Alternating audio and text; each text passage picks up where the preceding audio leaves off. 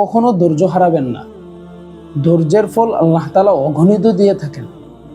যখন আমরা ধৈর্য হারাবো তখনই আল্লাহ তাআলার রহমত থেকে আমরা বঞ্চিত হয়ে যাব।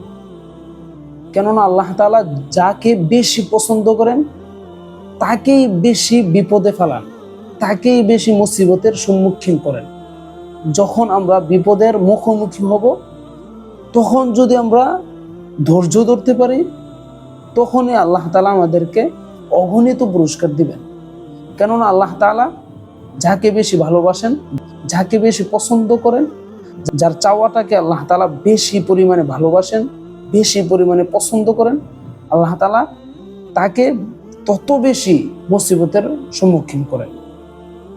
দেখেন আইয়ুব নবীকে আল্লাহ তাআলা বেশি ভালোবাসেন, বেশি মুহাব্বত করেন, সেই কারণে কিন্তু আল্লাহ তাআলা আইয়ুব নবীকে অনেক বেশি মুসিবত দিয়ে পরীক্ষা করেছে। ঠিক আপনাকেও আল্লাহ তাআলা বেশি ভালোবাসলে, বেশি পছন্দ করে থাকলে আপনাকেও আল্লাহ তাআলা বেশি মুসিবত দিয়ে পরীক্ষা করবেন। অতএব হতাশ হওয়া যাবে না, ধৈর্য হারানো যাবে না। ধৈর্য ধরতে ধরতে আমাদের শেষ হয়ে যেতে হবে, তারপরও আমরা ধৈর্য থেকে পিছু হটব না।